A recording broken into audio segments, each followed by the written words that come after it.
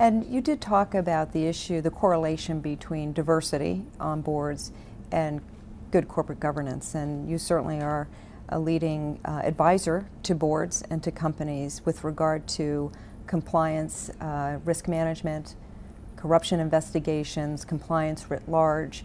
Talk a little bit about what you see as a practitioner in advising boards as the role of diversity writ large and good corporate governance.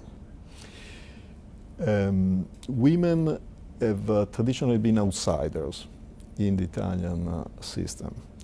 Boards have been dominated by men. The few women that historically were elected on boards were the wife or the daughters of the owner of the company or somebody else who was big in the company. And therefore, they were not really independent. The new bunch of women who are now coming onto boards of directors are, as I said, outsiders. They've never been on boards of directors. They're not part of the old boys network.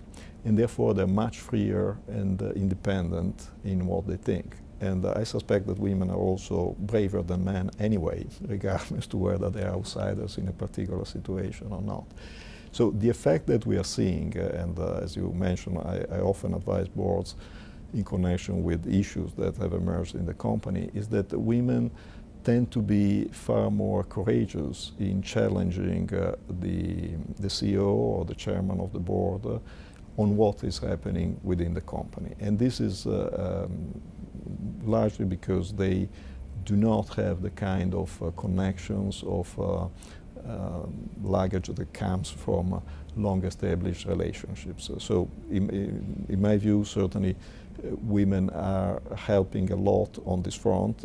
As you know, there are historical data as to the fact that women have a good effect on the governance of companies. And if one looks at the big financial frauds and other scandals, it's very, very unusual to find a woman involved, and it is not uncommon to find that the issue has emerged because a woman became a whistleblower or was the person who highlighted that.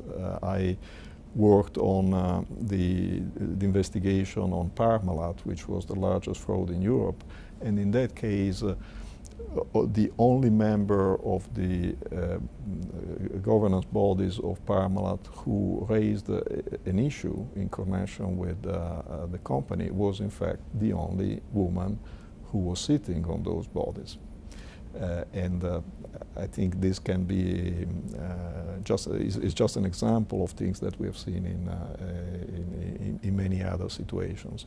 That may change, of course, the moment women become more part of the system. Perhaps one will not be in a position to say the same, but for the time being, certainly they are having a very good effect, and they also come with a fresh mind to these kind of issues. They are more detached when they look at things and better able to spot the issues and to react the way you would expect a corporation to react. Well, Bruno, thank you so much. Thank you for spending time and sharing your experience both on the committee and more broadly as an advisor to corporate boards. We appreciate it very much. Thank you. Thank you very much.